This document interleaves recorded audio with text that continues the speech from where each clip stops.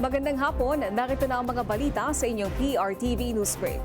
Bumulik muli si Pangulong Ferdinand R. Marcos Jr. sa probinsya ng Sarangani upang silipin ang mga naging pinsala ng nagdaang magnitude 7.8 na lindol doon.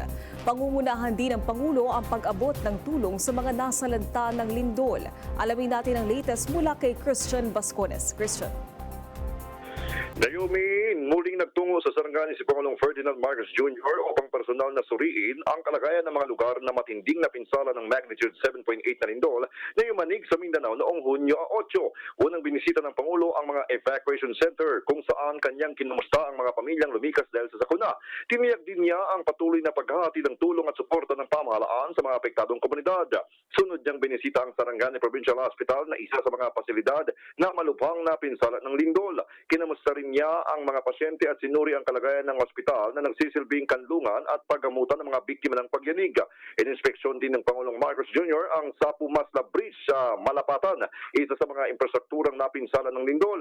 Binigyang diin niya ang kahalagahan ng mabilis na pagpapanumbalik ng mga mahalagang tulay at kalsada upang magpatuloy ang paggalaw ng mga tao, kalakalan at serbisyo. Binisita rin ng Pangulo ang Malapatan National High School at nakatakdang manguna sa isang situation briefing kasama ang mga opisyal ng pamahalaan upang talakayin ang mga susunod na hakbang sa rehabilitasyon ng mga apektadong lugar.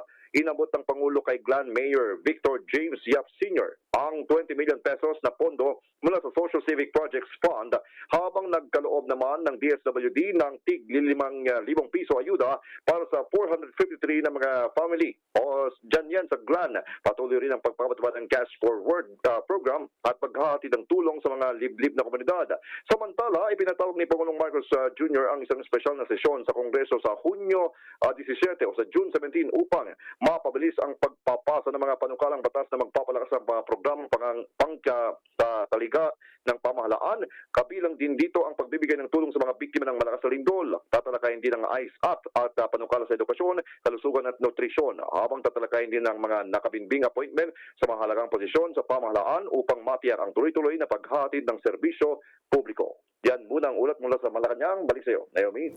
Maraming salamat, Christian Bascones. Sumamba na sa 66 ang bilang ng mga namatay sa magnitude 7.8 na lindol sa Mindanao. Kumuha pa tayo ng detalye mula kay Justine Ignacio. Justine.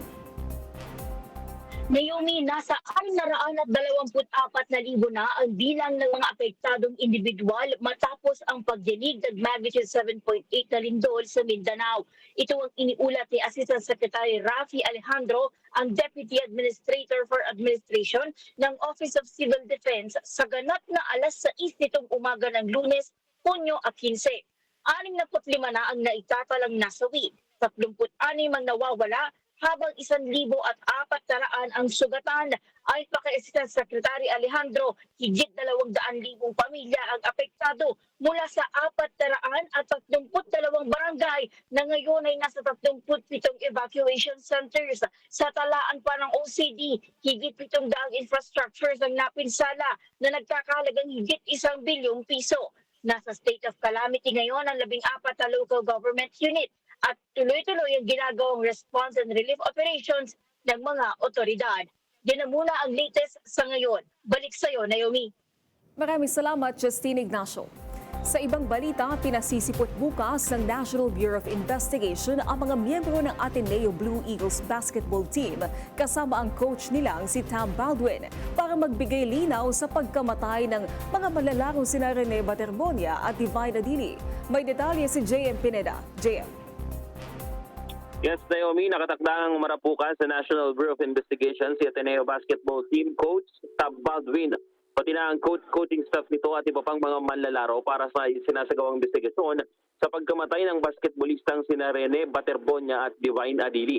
Ayon sa NBI, alas 10 ng umaga nakaschedule ang pagpunta ni Baldwin sa headquarters sa tinasahan nga nila na masasagot ito ang ilang mga tanong ng HENSA patungkol sa pagkalunod ng kanyang mga manlalaro. Nauna namang nakausap ng HENSA noong nakaraang linggo ang mga may-ari ng resort na pinuntahan ng basketball team sa Dipakulaw, Aurora. May mga impormasyon na umanong silang nahawak na makakabuo sa investigasyon. Kasama rin sa tinitignan nila ang mga naging pahayag online ng dating asawa umano ni Baldwin. Ididikit daw nila ito sa kanilang fact-finding sa nangyaring insidente. Wala pa umanong konklusyon ng ahensya kung ito ba ay kapabayaan ng coaching staff at ng eskwelahan o may foul play. Pero target ng NBI na matapos ang investigasyon sa pagkamatay ng mga basketballista ngayong linggo. Yan muna ang latest. Ako si JM Pineda ng PRTV News, nagseserbisyo para sa Pilipino. Maraming salamat, JM Pineda.